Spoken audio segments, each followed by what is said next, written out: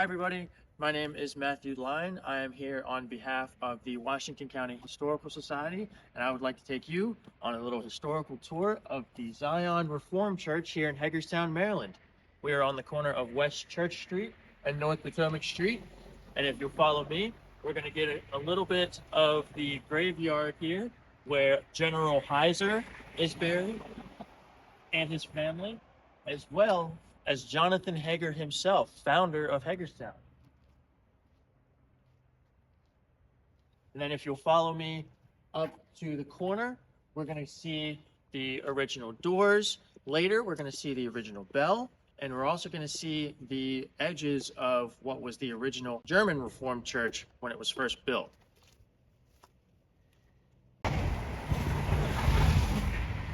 Now that we're on the corner here, you can see the original doors. And as we walk a little bit further, right about where this wreath is, and right about where I'm standing, would have been the original size of the church when it was first constructed in 1774. The rest was added on as the congregation got bigger and as their needs grew. All right, now let's go inside and we'll get a very special tour from the church's very own docent, their tour guide, Rae Smith. Follow me. My name is Rae Smith, and I am the administrative assistant and the docent here at Zion Reformed United Church Christ. I want to welcome you. Thank you. Be more than happy to give you a little history of our beautiful, beautiful building here. If you came in, this is the original entrance over here, where people originally came into the church. And this here is a painting of what the church looked like originally. It had a bell tower, a regular bell steeple rather, instead of the tower that we have now. This door right here is that door right there. Okay, it had another door here on the side, which is no longer there. This is Church Street here, and across here, this is Potomac. This is now Potomac Street across here. The original building, if you look at this artist's rendition here, these are double doors right there. This is the stairway up to the balcony right there. Aisles were paved with brick. The rest of this was all dirt. Of course, we're talking no heat. Yeah. That's what this is. This is a heater. And they would put hot bricks or stones or whatever in there for some heat. And the altar, of course, was just very small at the time. Balcony went around 3 sides, and regular single pane glass windows. Nothing fancy at the time. As far as our stained glass windows, this is one of the oldest ones. This is our Schneble window. We still have members of the Schneble family attending church today. They sing in our choir with us. So we have quite a few families today from the founding fathers. Yeah. Yes. This organ was donated to us. It was not ours originally. This is a 1910 Moeller organ. Don't know if it works, probably not.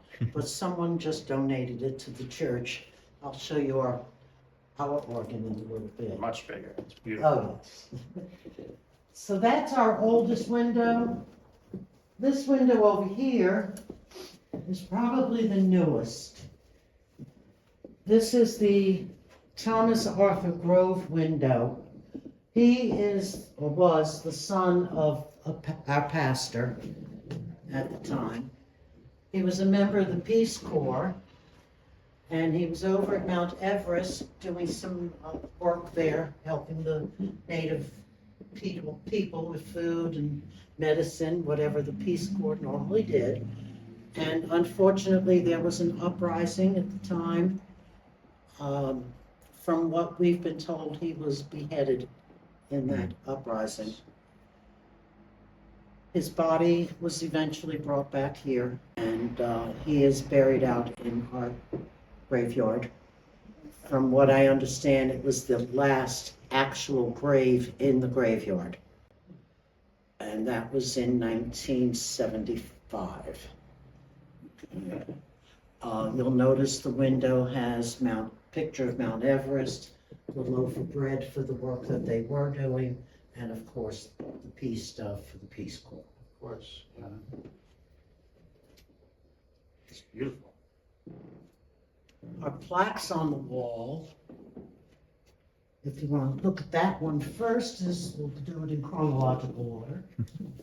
These are our members who fought in World War I.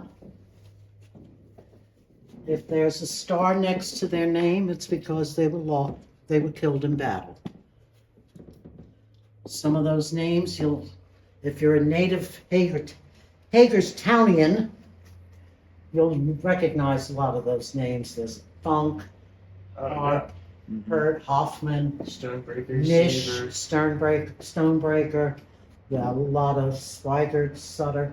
Of course. Very, very familiar names to the history of Hagerstown. Yeah. And this plaque here are our members who served in World War II.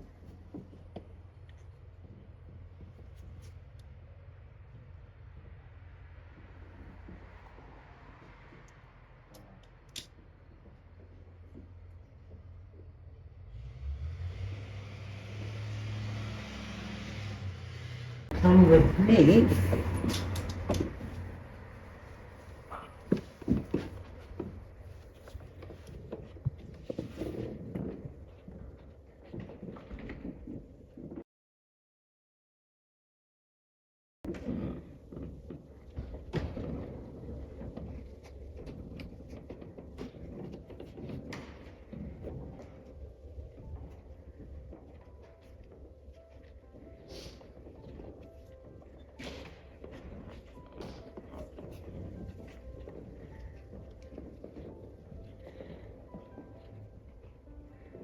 The original part of the church came to here.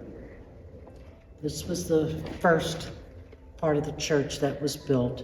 And if you'll remember in the artist's rendition, it was just regular single windows going up and down in the balcony on 3 sides. Yeah. In the mid-1800s, mid-1860s, they put the addition on an additional 23 feet, which included the rest of these pews and the altar as you see it today.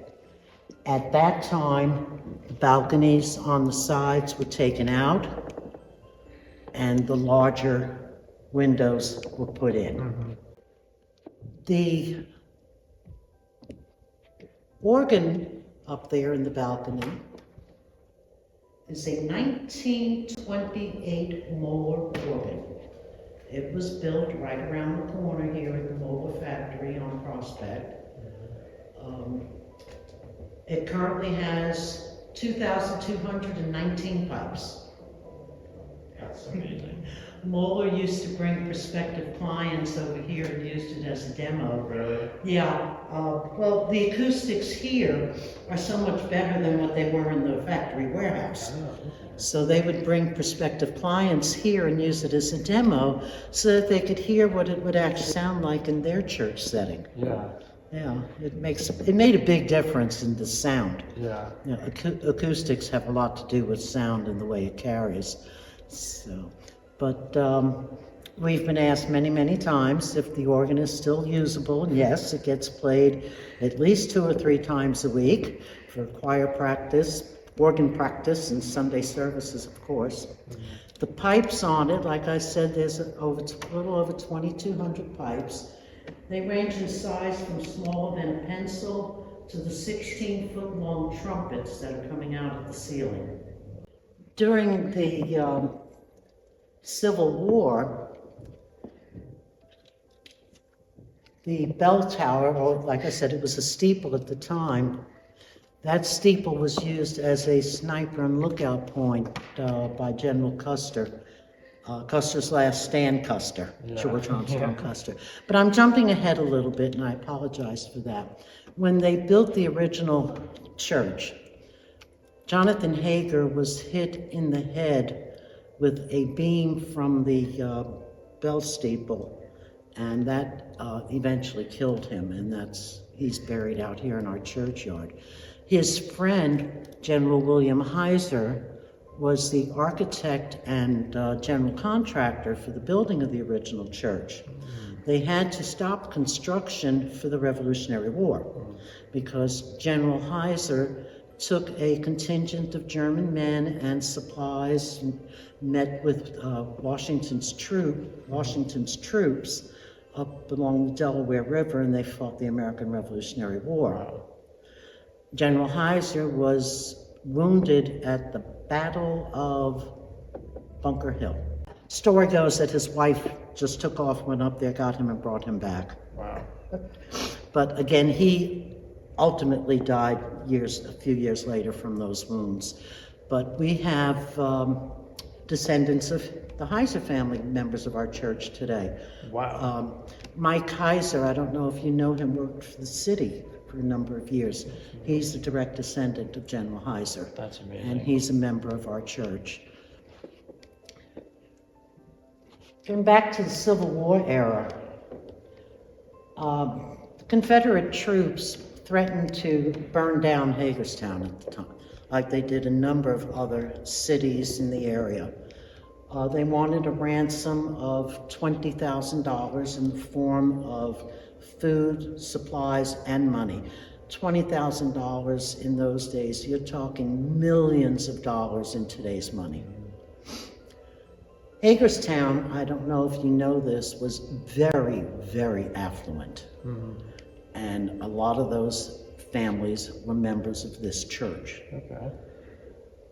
Hagerstown got its name, Hub City, because it was a major north, south, east, west junction of wagon train. Yeah. And when the railroad came in, again, north, south, east, west railroad. Yeah. It was the gateway to the west until the west was settled beyond St. Louis. Yeah. Wow. But at the time, this was the gateway to the west and further south. Yeah. And because of that, it was a very, very affluent area. Right. And got the nickname the Hub City because it was the hub for everything. When the Confederates threatened to burn down the city, one of our members at the time was president of the local bank. Okay. And he was able to raise half of that money within 24 hours. He came to the consistory, the governing body of the church, and convinced them to sell one of their stained glass windows, which were not these Tiffany windows yet. They weren't here yet. Regular stained glass windows, which they did. We have been asked if we know what happened to that window. We don't. Wow. If anybody out there that listens to this or sees this, if they have any idea what happened to that window, please, please let us know. That's a big gaping hole in our history. But when he passed away a few years after that, his wife had this window, the J. Dixon Roman window, put in his memory. So in 1908, when I think the gentleman's name was Hankerson, he was a student of Tiffany. He was an apprentice and student of Tiffany Glass Company and Tiffany himself. Yeah. So in 1908, they replaced the regular stained glass windows with Tiffany windows. But you'll notice there's only 9 Tiffany windows. Oh, yes. That window, the J. Dixon Roman window, because of what it represents, was not touched. Because he's a huge reason Hagerstown wasn't burned. He's the only reason Hagerstown wasn't burned down to the ground. So because of the significance of that window, it was not replaced. Yeah. And it will never be replaced because of that. You'll notice there's a big difference between Tiffany and the regular stained glass. What makes Tiffany glass so expensive and so beautiful, not only is it the colors that they used, but the glass itself is textured. You can actually see the folds in the roads because the glass itself is textured.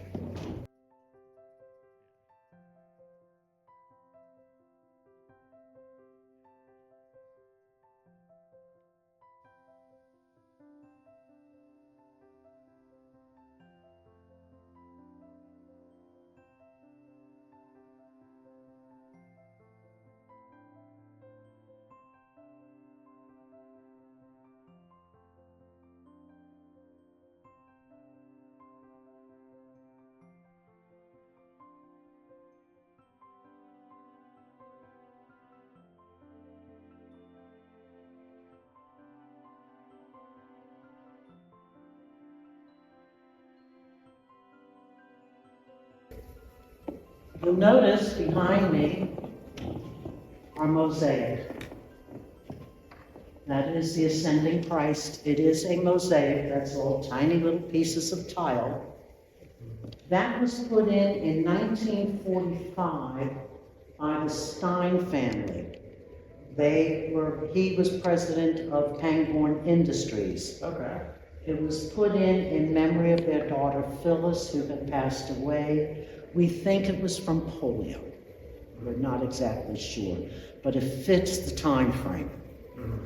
Okay? Yeah. But that was put in her memory. And I say it's just amazing work in it. All those tiny little tiles. Yeah. I said they started the addition of the last 23 feet of the sanctuary in the mid-1860s.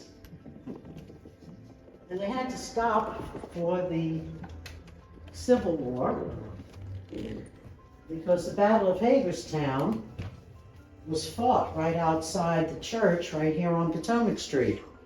Yeah. So they had to stop construction for that. Now, as you'll notice, here's another two of our older windows. These are the Funk windows, the Funks of Funkstown. Mm-hmm. We have members of the Funk family still here today. Yeah. Matter of fact, one of my dear, dear friends, her maiden name is Funk. Wow. And she's one of the Funks from Funkstown. This is our chapel area.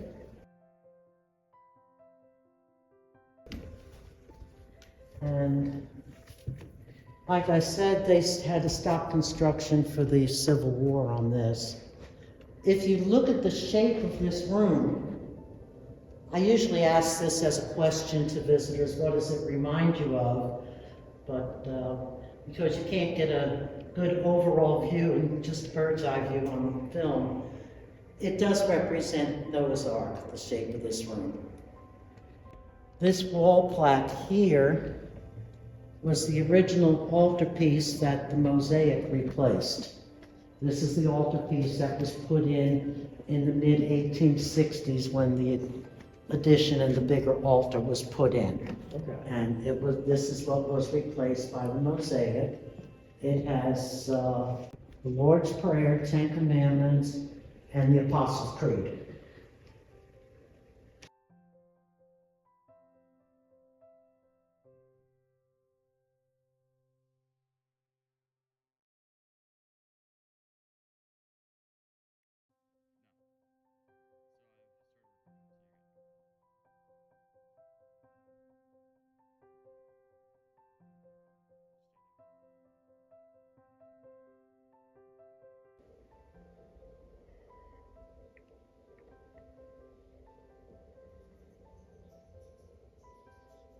But this room is currently used for Sunday fellowship, and when the heat isn't working too well in the sanctuary, we come in here for Sunday service. This is our pretty much our catch-all room. Yeah. We do a dinner theater here once a year as a fundraiser. We've got our Zion Thespians. Oh, that's awesome. And we do a dinner theater once a year. For a congregation that really isn't very, very large, considering what it used to be, we really do a lot here. We do, every Tuesday night, we do a soup kitchen and a small food pantry. Every Tuesday night from 5 to 6:30. We're one of the few that do an evening meal and pantry. We also do Micah's Backpack, which is a program that gives food every week to children from from needy families that don't need food for the weekends. Of course. We started out 11 years ago with 10 children. We are currently feeding 70 children every single week. Wow. And just yesterday, or Thursday rather, I got an email asking if we could take 5 more from one of the schools in town. Yeah. We are with a group, it's all overseen by HARC. Okay. We're a group of churches and organizations that feed approximately 1,500 children just in Washington County. Wow. Every single week of the school year. Yeah. Starting this year, or this coming year, we're going to be starting, hopefully, a new program, which is the Zion Senior Daycare Center. Oh. It's going to be just once a month to start out. Yes. We have to get volunteers again. But it's going to be a place where our senior citizens can come and get a meal for breakfast, for lunch, fellowship, games, whatever we can do for them and what have you. And we're going to start that next year. I'm not sure exactly what date it's starting yet because this is new. But hopefully we'll be able to start out once a month and quickly move to twice a month. Yeah. Our goal, as far as I know, is eventually to have it either every week or hopefully every day. Yeah. So we're still thinking of ways of growing and continuing to work in the community, with the community, for the community. When we put the educational wing on, which I'll show you in a minute, they had to, move some of the graves to make room for the addition. We moved them to various open spots in the graveyard that we had. Some of them we didn't have room for all. The ones that we researched and knew that there was no living family to ask and get permission from were moved over to Rose Hill. Okay. Okay. Since then, we have not been able to bury remains in the graveyard anymore. We turned a portion of our meditation garden into a memorial garden where cremated remains are now buried. Okay. Stipulation is it must be in biodegradable containers so that they go back into the earth. Yeah, absolutely. And that spot of land could be used forever. Yeah, definitely. Okay, it will never get completely filled up that it can't be used. Yeah. No markers. But the remains of people that have been buried in the memorial garden are on this plaque. Okay. Okay, as of right now, we have 12. Okay. When this plaque is full, we'll move it over and put another one up. Another one on there, yeah. Yeah. So, but yeah, this is in lieu of markers outside so that it doesn't get overrun. Yeah, of course. And it can be used forever and ever and ever. Yeah. Before the Jonathan Hager 250th celebration, all of this stuff that you see around and more was all back in our history room. And rather than move it back there, we left it out because we're moving the entire history room. There were two, one upstairs and one on this level. Okay. And we're moving all of that over into the parsonage, Oh, wow. into that's one area. Nice. So Yeah, it'll be, make it like a museum. yeah. Mhm. That's So amazing. before all of this was here for the Hager celebration, we had a painting on this wall of hyacinths and shelves, those shelves with candles on them. And that was our COVID memorial wall. Okay. Each little petal on the painting represented one life lost to COVID just in Washington County. Wow. And there were over 600. And I don't know if that'll be put back up again. It's going to be up to the consistory, not to me. I'd like it to go back up personally. But that's up to the consistory. But that's what was in that spot. Okay. All right, come with me.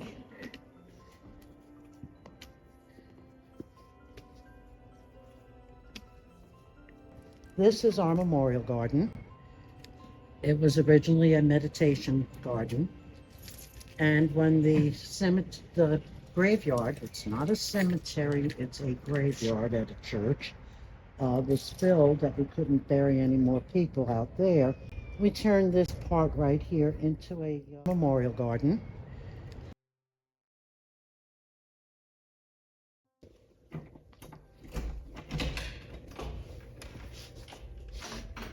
Okay. All right, so we were talking about the rock and St. Peter. You know, this church is a little different.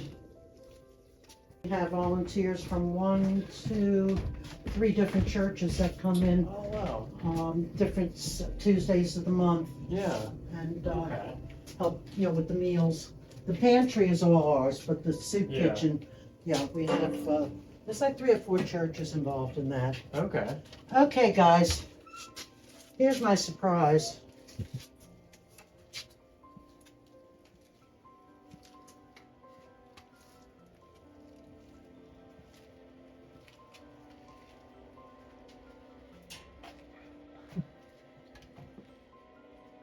Wow. This church is built on solid granite rock. Do not ask me how they cut it out or if it was already cut. I have no idea. I wasn't here 260 years ago. Wow. Those are all our chairs that we put out for the Mummers Parade every year. Wow. That's our biggest fundraiser of the year. Okay. There should be a pull chain somewhere in there. Okay. This is just a little tunnel that goes around the other side of the big rock here. Yeah. Let's check it out. Mm-hmm.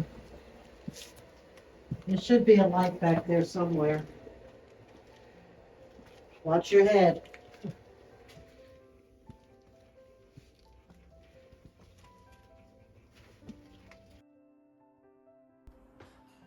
Being able to see this rock was really cool for us, and certainly an impressive feat of engineering, even in today's standards. You may have heard Rae reference St. Peter in relation to the rock. For anyone unfamiliar, in the book of Matthew, chapter 16, verses 13 through 18, some of the verses say that Jesus told Peter, "You are Peter, and on this rock I will build my church." Some interpretations of these verses say that Peter's first confession of Jesus' true identity is the theoretical rock Jesus was referring to. This idea that Jesus was to be the foundation for their faith and way of life. The Bible is implying that Jesus is the steady and stable entity for which churches would be built upon. The fact that this church is built on a physical rock makes the location and the work they do for the community even more impactful, uniting the physical and theological world. Another interesting fact is that the land this church was built upon, the rock itself, was called Potato Hill to locals, and it was owned by Jonathan Hager's in-laws. You can tell by the brick and mortar how old these support columns are to hold the weight of the building up. Yeah. I mean, and that's from what I can understand. I understand that's not hollow in there. It's full brick. I mean, it's not every day you go down your basement, you see it. Yeah, a giant Piece of earth. granite rock. Yeah. Yeah.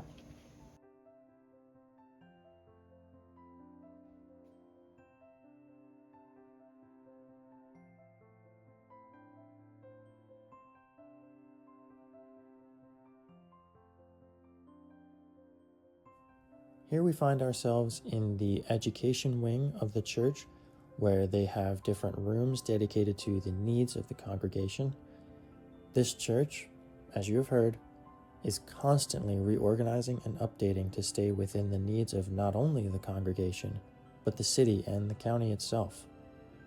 This education wing, with rooms dedicated to things like a children's church, the church's history, offices, a room for their Micah's backpack program, a nursery, and more, ensure that anyone who comes into the church can receive both a warm welcome and a space for their needs. Also along the walls, you can see they have framed images of the congregation at certain points in their history, newspaper articles written about them, paintings, and some plaques. A few weeks ago, when Hagerstown had a week-long series of events to honor Jonathan Hager, they had several tables set up so people can learn about his life, as this church was a major spot along the tour route people would take to learn about him.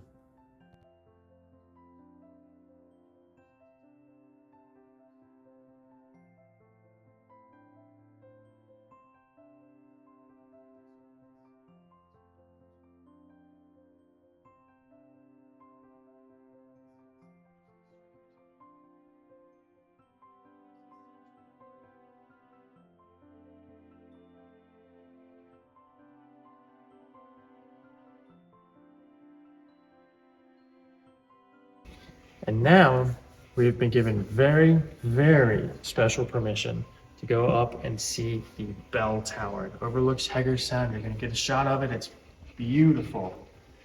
And it's got the original bells for this whole church that still ring, I believe, twice a week. It's gorgeous. You're going to love it. As I said, we've been given very special permission to see the bell tower of the Zion Church. And if you look behind me, this is, honestly, in my opinion, probably one of the most gorgeous views of Hagerstown that you can get. You can see the mountains in the background. And this very spot that I'm standing is steeped in history too. Union soldiers would have stood right where we are standing and had been lookouts during the Civil War.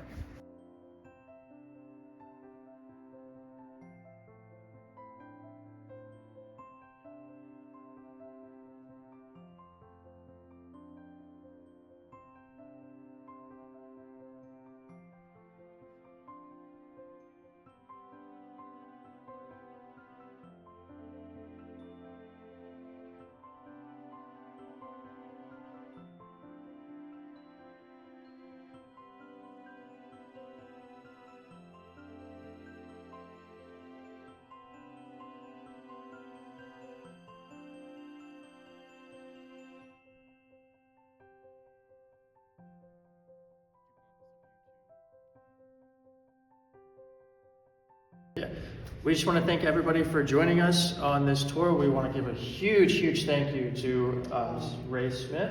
It has been my absolute pleasure. Of course, I'm so glad you were able to come. Yeah.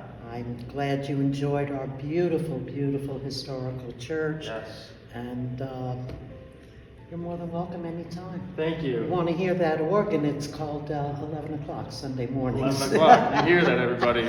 11 o'clock Sunday mornings, I and hear you can that. watch us on Zoom if you can't make it into church. That's So, awesome. Thank you, everybody. We hope you join us for our next tour.